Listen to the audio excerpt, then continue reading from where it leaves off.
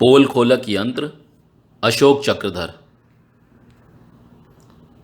ठोकर खाकर हमने जैसे ही यंत्र को उठाया, मस्तक में शू शू की ध्वनि हुई। कुछ घर घर आया। झटके से गर्दन घुमाई, पत्नी को देखा। अब यंत्र से पत्नी की आवाज़ आई। मैं तो भर पाई। सड़क पर चलने तक का तरीका नहीं आता, कोई भी मैनर या सलीका नहीं आता। बीवी साथ है ये तक भूल जाते हैं और भिकमंगे नदीदों की तरह चीज़ें उठाते हैं। इनसे इनसे तो वो पूना वाला इंजीनियर ही ठीक था। जीप में बिठा के मुझे शॉपिंग कराता, इस तरह राह चलते ठोकर तो ना खाता। हमने सोचा यंत्र खतरनाक है और ये भी एक इत्तेफाक है कि हमको मिला है, और मिलते ही पूना वाला गुल खिला है। और भी देखते हैं क्या क्या गुल खिलते हैं। अब ज़रा यार दोस्तों से मिलते हैं। तो हमने एक दोस्त का दरवाज़ा खटखटाया। द्वार खोला, निकला, मुस्कुराया। दिमाग में होने लगी आहट, कुछ शूं शूं, कुछ घरघराहट। यंत्र से आवाज़ आई, अकेला ही आया है, अपनी 56 छुरी गुल बदन को नहीं लाया है। प्रकट में बोला, ओहो कमीज़ तो बड़ी फैंसी है। और सब ठीक है? मतलब भाभी जी कैसी हैं? हमने कहा, भाभी जी या 56 छुरी गुल बदन? वो बोला, होश की दवा करो श्रीमन, क्या अंट शंट बकते हो? भाभी जी के लिए कैसे कैसे शब्दों का प्रयोग करते हो।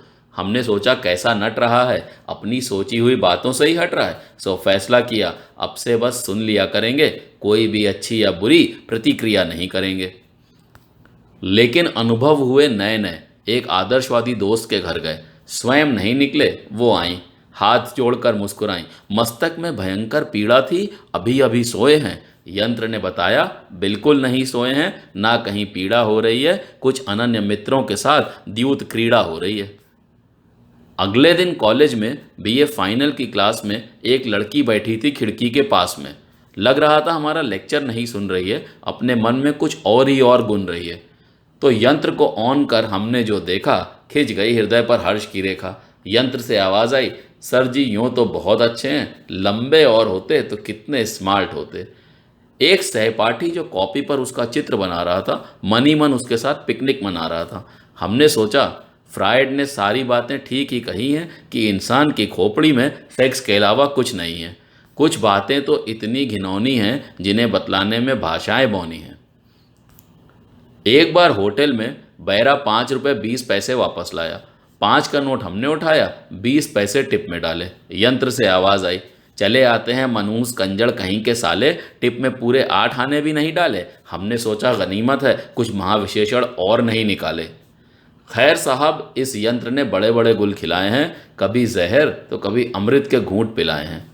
वो जो लिपस्टिक और पाउडर में पुती हुई लड़की है, हमें मालूम है उसके घर में कितनी कड़की है। और वो जो पनवाड़ी है, यंत्र ने बता दिया कि हमारे पान में उसकी बीवी की झूठी सुपारी है। एक दिन कवि सम्मेलन मंच पर भी अपना यंत्र लाए थे। हमें सब पता था कौन कौन कवि क्या क्या करके आए थे। ऊपर से वाह वाह, दिल में करहा, अगला हूट हो जाए पूरी चाह। दिमागों में आलोचनाओं का इजाफा था, कुछ के सिरों में सिर्फ संयोजक का लिफाफा था। खैर साहब, इस यंत्र से हर तरह का भ्रम गया।